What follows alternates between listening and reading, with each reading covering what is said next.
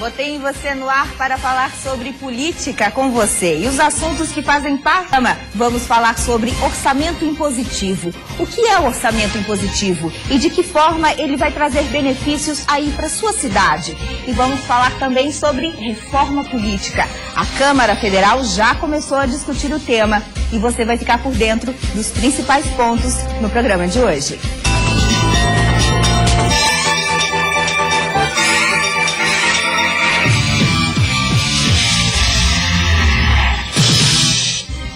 Meu convidado de hoje para falar sobre política aqui no Votei em Você é César Souza, deputado federal, 57 anos de idade, partido do César Souza é o PSD e ele foi eleito deputado federal em 2014 com 110.777 votos.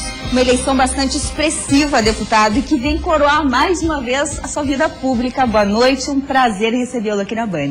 Olha, eu estou muito feliz de estar aqui, né, nessa emissora que eu ajudei a inaugurar há mais de 30 anos atrás. Muito feliz de estar no seu programa. Sei que o seu programa é um programa muito importante para orientar, para discutir política, orientar a população. E a votação realmente foi até surpreendente, porque eu estava 12 anos sem disputar um pleito. Eu tinha passado esse meu legado, a minha história para o meu filho. Em 2006 ele foi candidato a estadual, reeleito em 2010 e prefeito em 2012. Prefeito aqui da capital, Florianópolis. Prefeito da capital.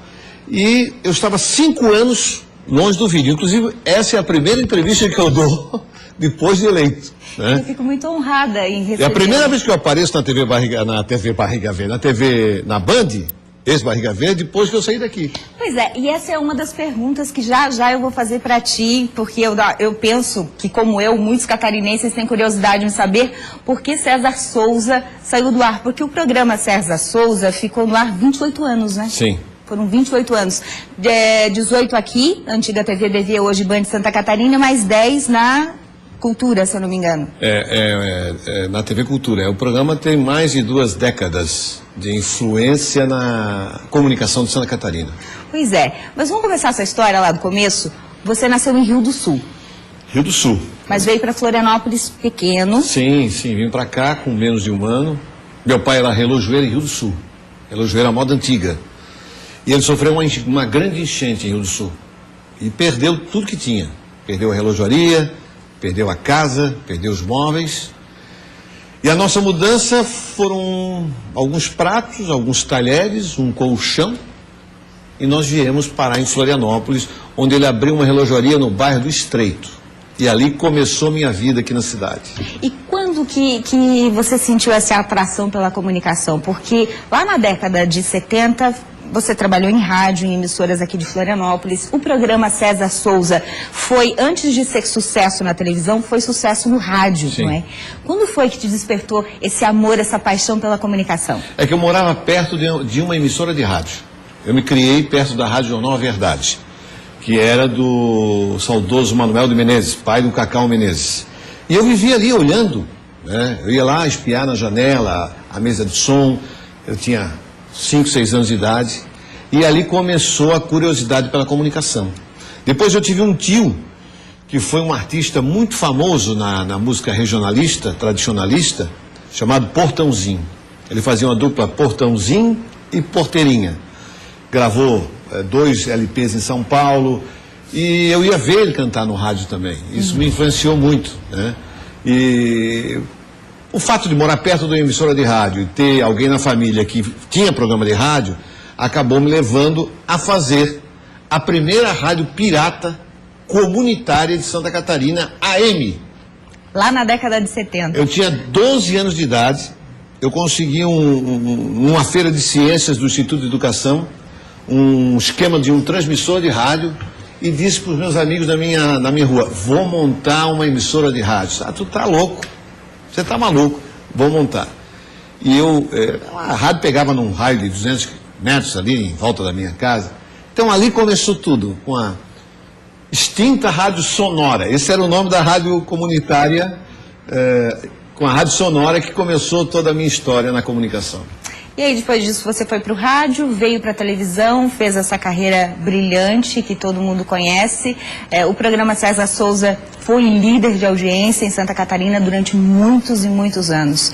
E aí, num certo dia, você decidiu sair do ar, tirar o programa do ar.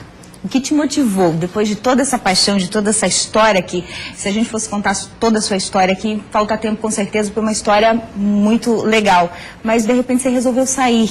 E eu acho que muitos catarinenses têm essa curiosidade, deputado.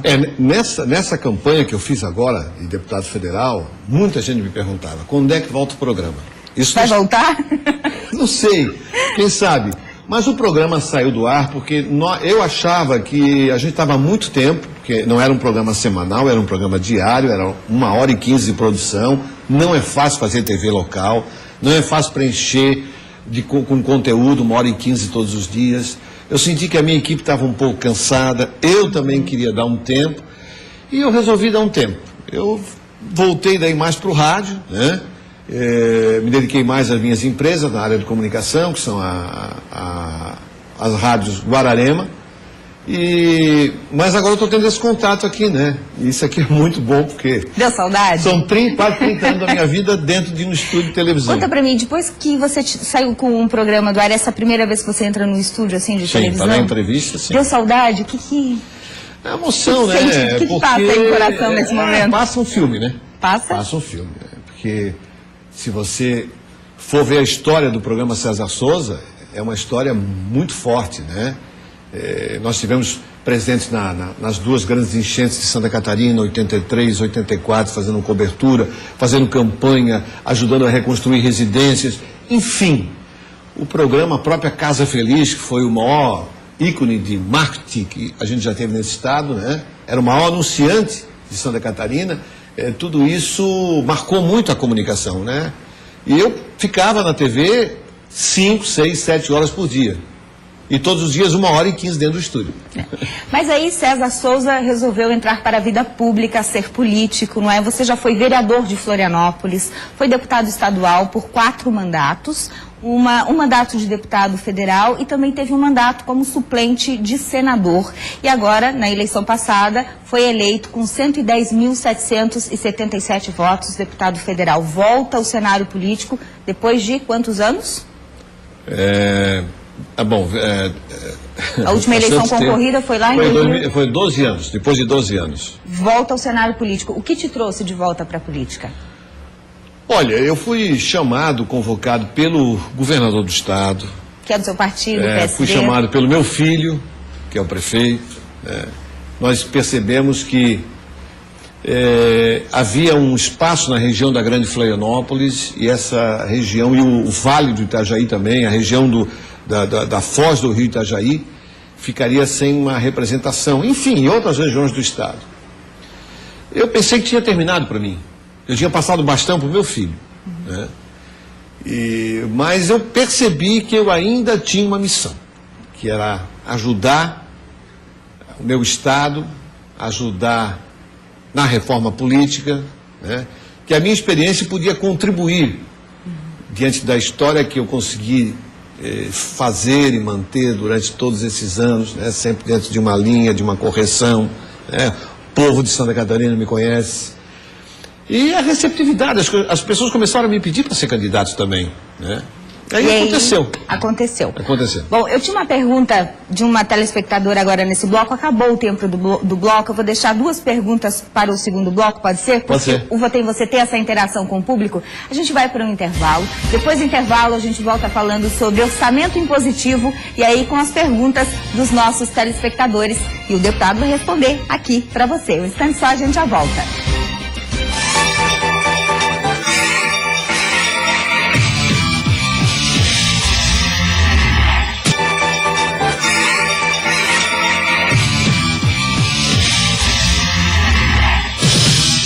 Votei em Você no ar, falando sobre política, os assuntos que fazem parte do seu dia a dia. E hoje eu recebo aqui nos estúdios da Band Santa Catarina o deputado federal César Souza. Neste bloco nós vamos falar sobre orçamento impositivo. Você sabe o que é orçamento impositivo? Orçamento impositivo é uma proposta que estabelece a execução obrigatória das emendas parlamentares ao orçamento até o limite de 1,2% da receita corrente líquida. As emendas parlamentares individuais são recursos previstos no orçamento a que cada deputado e senador tem direito. Os 15 parlamentares de Santa Catarina votaram. Quer dizer, 15 parlamentares, 15 dos 16 deputados federais que nós temos hoje na Câmara Federal. Deputado César Souza, o senhor votou, eu vi pela listagem dos deputados presentes, o senhor estava presente nessa sessão do dia 10 de fevereiro e o senhor votou a favor do orçamento impositivo. Mas a população em casa ainda não sabe identificar, não sabe definir o que é o orçamento impositivo. O senhor pode explicar para a gente? Claro, o orçamento impositivo é um certo grito de liberdade da Câmara dos Deputados. Por quê? Porque antes o deputado federal fazia uma emenda para uma creche, para um hospital, para uma escola, e o governo só liberava essa verba se o deputado votasse com o governo. Quer dizer, tinha sempre essa troca, né? Geralmente tinha. Quem apoiava o governo tinha mais emendas aprovadas e liberadas. Então você não tinha uma certa liberdade do poder legislativo. Então esse projeto que foi aprovado é um sonho antigo da Câmara e do Senado, né? Ele já passou pelo Senado, ele foi votado em primeira votação antes da minha posse e agora a gente votou em segunda votação. Vai para a sanção da presidente Dilma. E redação final. Né? E, então ele é a libertação, ou seja, os deputados terão muito mais força para ajudar os seus municípios, os seus estados, porque as suas emendas, as emendas parlamentares, o que são as emendas parlamentares? São demandas, são pedidos dos prefeitos, das associações, dos hospitais comunitários do interior de Santa Catarina, que chegam nos nossos gabinetes, pedindo dinheiro para aquele posto de saúde, para construir uma creche, escola, reformar uma escola, né? E nós, dentro da medida do possível, eu não era deputado no mandato passado, né? E eu sei que era assim que funcionava. Os deputados tinham um pouco, que ajudavam mais o governo em votação, liberavam mais emendas. Então, assim, agora vai ficar todo mundo igual. Uniforme. É previsto que seja, agora para 2015, seja destinados para orçamento impositivo, ou melhor, para os parlamentares, cerca de 9 bilhões de reais. O senhor acha que é dinheiro suficiente? Os nossos parlamentares, vocês, a nossa bancada catarinense hoje, lá na Câmara Federal, 16 deputados, para vocês, 16 deputados, é uma quantia interessante? Santa Catarina vai conseguir, deputado, com a sua representatividade política hoje na Câmara, trazer uma boa fatia desse bolo aqui para o estado de Santa Catarina, que é carente principalmente na área de saúde? Porque o orçamento impositivo, ele também diz que 50% das emendas parlamentares têm que ser destinadas à saúde com rubrica específica, inclusive, sim, não é? Sim. O senhor acha que vai ser um fôlego para o estado de Santa Catarina? Eu acho que vai ajudar muito. Eu acho que, se bem aplicado, bem distribuído, vai ajudar muito. Agora, os antigos deputados que se reelegeram, porque essa eleição que eu participei foi considerada a mais difícil eleição para deputado federal da história de Santa Catarina. Por quê? Porque de 16 cadeiras, só tivemos 3 renovações. Não sei se dá 20%. Dá 20%? Disputadíssima foi a eleição. Disputadíssima a eleição, né? Então, na verdade, esses parlamentares, os 13, já têm as emendas do ano passado que eles produziram no orçamento. Os novos deputados, o João Paulo Clanubim e a Giovana, lá de Criciúma, a deputada Giovana, nós vamos ter cada um municípios do estado de Santa Catarina, e os deputados da legislatura passada vão ficar com o 1,2. Que já estão empenhados. Já estão empenhados, né? Mas agora de maneira obrigatória a liberação.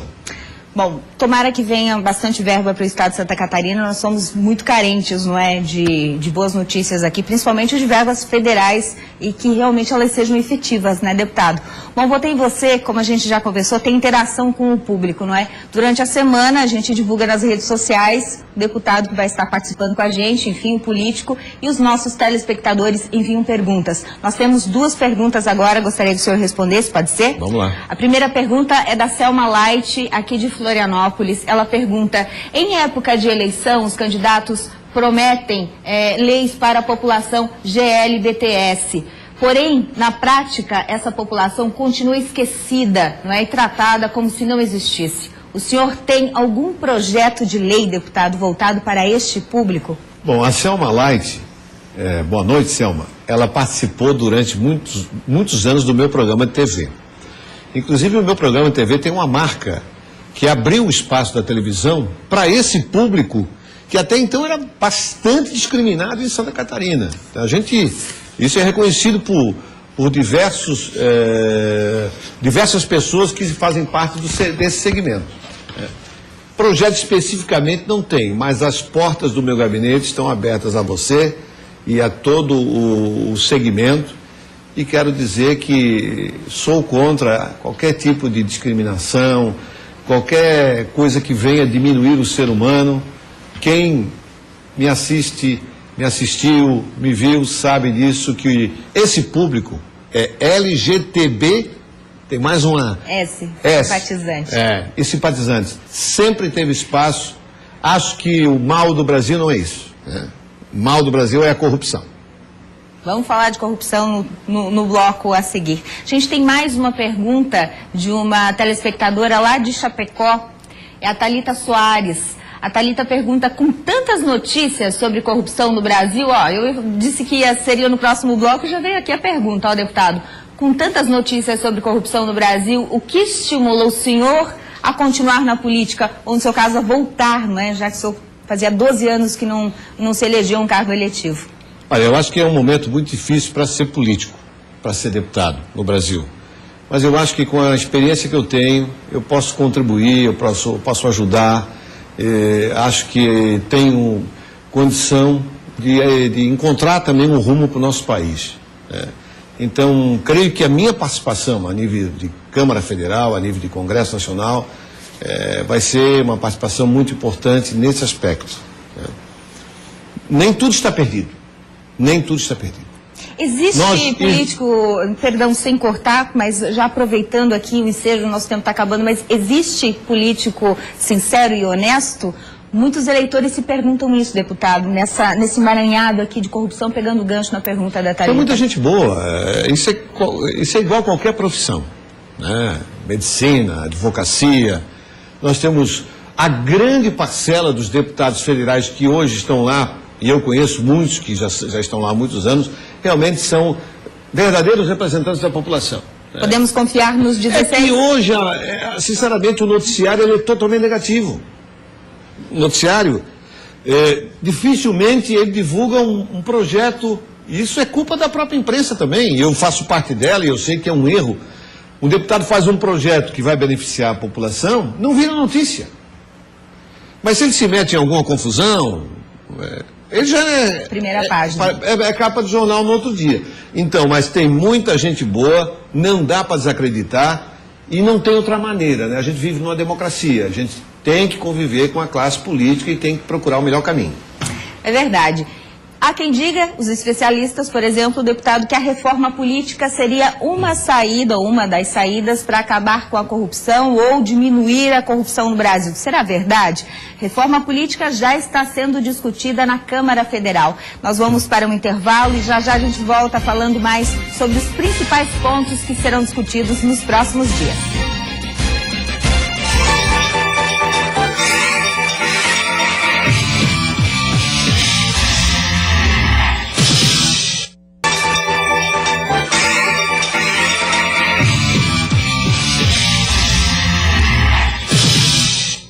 Votei em Você falando sobre política, com você os assuntos que fazem parte do seu dia a dia aí no seu município, na sua casa, no seu bairro. Neste bloco nós vamos falar com o deputado César Souza, que está presente aqui nos estúdios da Band, sobre reforma política. Será que a reforma política é mesmo uma solução para os problemas do Brasil, principalmente no que diz respeito à corrupção? Bom, a Comissão Especial da Reforma Política foi instalada, gente. Foi instalada na primeira quinzena de fevereiro. Os deputados terão agora o prazo de 40 sessões do plenário para analisar propostas que mudam a Constituição quanto ao sistema político eleitoral brasileiro. A PEC 352 de 2013 vai ser o ponto de partida das discussões. Ela traz 4 ou 5 pontos principais aqui, ó. Acaba com a reeleição, propõe mudança nas coligações, institui o voto facultativo e a coincidência de eleições e também altera o financiamento eleitoral. Essa questão de financiamento eleitoral aí, eu acho que é um dos pontos mais polêmicos, não é, deputado? E muita gente diz que o financiamento público de campanha não resolve o esquema do Caixa 2 ou da corrupção aí, o desvio de dinheiro em época eleitoral. O senhor está em plenário, vai fazer parte da comissão, vai estar discutindo, vai votar, não é a matéria. Gostaria de saber se o senhor concorda com esses pontos, são realmente os 5 pilares da reforma política, e já emendando a questão ali do financiamento público de campanha. Será que ajuda ou atrapalha no quesito corrupção na política brasileira? Olha, estão querendo achar que o financiamento público de campanha vai resolver tudo. Estão vendendo essa imagem, que é uma imagem errônea, né? Não é o que vai acontecer. Existe uma proposta que é a seguinte: o partido escolhe se ele quer financiamento público de campanha, se ele quer financiamento privado ou se ele quer misto. E tem fundo partidário também que vem... Mas aí o eleitor está sabendo que ele vai ter que assumir isso na televisão, está sabendo que está votando num partido ou num candidato que optou por esse tipo de financiamento de campanha, público ou privado. Essa é uma das propostas que está em discussão, né?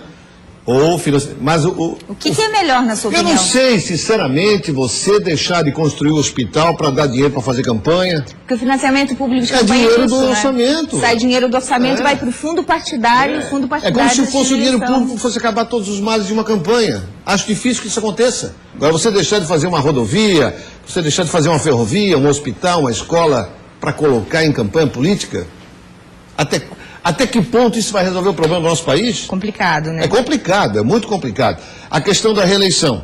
Concorda? Concordo. Acho também que o deputado deveria não ter direito a mais de uma reeleição. No máximo, mais um mandato. E pronto. Mas você tem que renovar a vida pública. Vai para outro cargo. A coincidência de eleições, por exemplo, hoje a cada 2 anos nós temos no Brasil eleições. É um absurdo que se gasta de dinheiro em época eleitoral, Sim. Né? Rios e rios de dinheiro. Se coincidir do municipal até ao federal, a presidente da República, uma eleição só a cada 4 ou 5 anos, se mudar aí a questão de reeleição e coincidência de eleição, o senhor concorda? Eu acho que é um bom começo. É um bom começo para a gente economizar, para a gente diminuir os gastos de campanha, para que o eleitor... que a cada 2 anos tem um horário eleitoral gratuito, ninguém aguenta mais. Bom, as inserções a gente tem o ano todo, né? Tem o ano todo. A inserção partidária tem o ano todo. Isso tem que mudar também, o tempo da propaganda tem que diminuir. Eu sou a favor de mais comerciais ao longo da programação do que um horário. Já tinha um projeto desse da outra vez que eu fui deputado, né, que era só horário fechado. Acho que tem que diminuir o horário eleitoral. Tem que acabar com a reeleição de cargos executivos. E o voto facultativo? Hoje o voto, diz o STF, alguns ministros entendem que o voto no Brasil não é obrigatório, porém a lei eleitoral diz que é. Vamos partir do princípio de que é obrigatório o voto. Torná-lo facultativo, o senhor concorda? Olha, não sei até que ponto isso vai ser salutar para as eleições. Teríamos um esvaziamento de eleitores ali na hora da votação? Quem iria votar? Né? Quem iria votar? De que forma? Qual era a motivação que ele teria para ir votar? Né? Políticos bacanas fazendo seu trabalho lá em Brasília. Pois é, então isso aí é uma coisa que tem que discutir. Será que o voto facultativo vai resolver o problema do nosso país, das nossas eleições? Bom, o nosso tempo está acabando. Essa questão de reforma política ela é bastante ampla, Sim. não é? Nós vamos estar debatendo ela aqui ao longo dos programas, Votei em Você, enfim, mas a Câmara Federal é aberta, gente. Você pode entrar lá no site da Câmara Federal, pode participar, pode acompanhar a votação, pode acompanhar as discussões e também opinar, não é? Mandar e-mail para o seu deputado, Pode participar, mandar né? e-mail, eu não tenho agora, porque eu comecei semana passada o mandato, né? Há poucos dias, no caso, sim. né? Eu não sei, mas lá, se não me engano, é cesarsouza@câmara.gov.br. Isso é bem facinho. Você entrando na Câmara Federal, porque eu estou no site todo dia. Eu sou o digital, único César Souza de toda... de toda. Você vai lá, conheça seu deputado, vai pela ordem alfabética, Sim. César Souza, clica em cima e tem Sim. tudo lá. Nós temos 1 minuto para encerrar o programa, mas eu não posso deixar de responder a pergunta da Monique Margot, lá de Balneário Camboriú. O senhor responde rapidinho para a gente, deputado? Vamos ver a pergunta da Monique? Sempre que acontecem crimes envolvendo adolescentes, muitas pessoas pedem a redução da maioridade penal. Como deputado federal, o senhor pretende apoiar a redução ou acha que este não é o caminho? Rapidamente para a gente. Eu acho que esse assunto tem que ser discutido. Do jeito que está, não pode continuar. A população não suporta mais isso. Eu acho que a gente tem que ver a questão de menor praticando crime hediondo e de menor que pratica 2 vezes o mesmo crime, né? Então, não sei se ele pode continuar sendo protegido, né, por esse tipo de lei que, se fizer um plebiscito, basta fazer um plebiscito nacional, eu acho que vai dar mais de 70% para mudar a lei, né? E a gente tem que andar em sintonia com a população e o que pensa. Se vier para votar, eu penso dessa forma. Acho que a gente tem que rever essa questão de crime hediondo e reincidência. Ou seja, o menor que cometeu um crime, foi para a recuperação, não se recuperou e comete outro crime. Posso acrescentar mais um item aqui? Deixar de zerar também, né? Porque quando fica maior, zera todos os crimes que cometeu. Que não é crime, né? São penalidades, enfim, são atos infracionais, né? A gente não pode dizer que cometeu crime, enfim. Sim. Mas podia também, né? Já ter a ficha ali constando o que cometeu na adolescência, né, deputado? Nosso tempo acabou. Obrigada pela participação, pela presença. Muito obrigado. Quero agradecer aos telespectadores da Band e sempre que precisar, estaremos aqui prestando contas do nosso mandato em Brasília. Obrigada para você que curtiu, Votei em Você em todo o estado de Santa Catarina. Lembrando que você também pode participar, aliás, deve participar. Entre nas redes sociais, facebook.com/Votei em Você, mande a sua pergunta, acompanhe as postagens do programa. Lá a gente fala semanalmente quem é o convidado da semana e você pode dirigir a sua pergunta ao seu deputado, estadual, federal, enfim, ao político que estiver com a gente aqui no estúdio falando sobre política. Uma boa noite para você, um bom final de semana. Nos vemos no sábado que vem, mais uma vez aqui na Band. Até lá!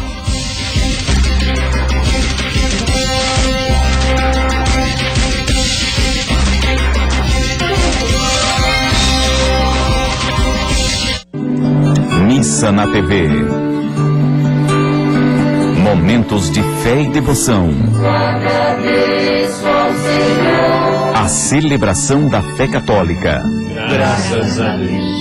Todos os domingos às 7:30 da manhã. Oferecimento. Quem ama, a AME evangeliza. Mário Joalheiro. Sempre com você. Queres. Gente nossa. Incêndio atinge 6º tanque de combustível em Santos e já dura há mais de 2 dias. Moradores voltam a protestar contra a violência em favela no Rio de Janeiro.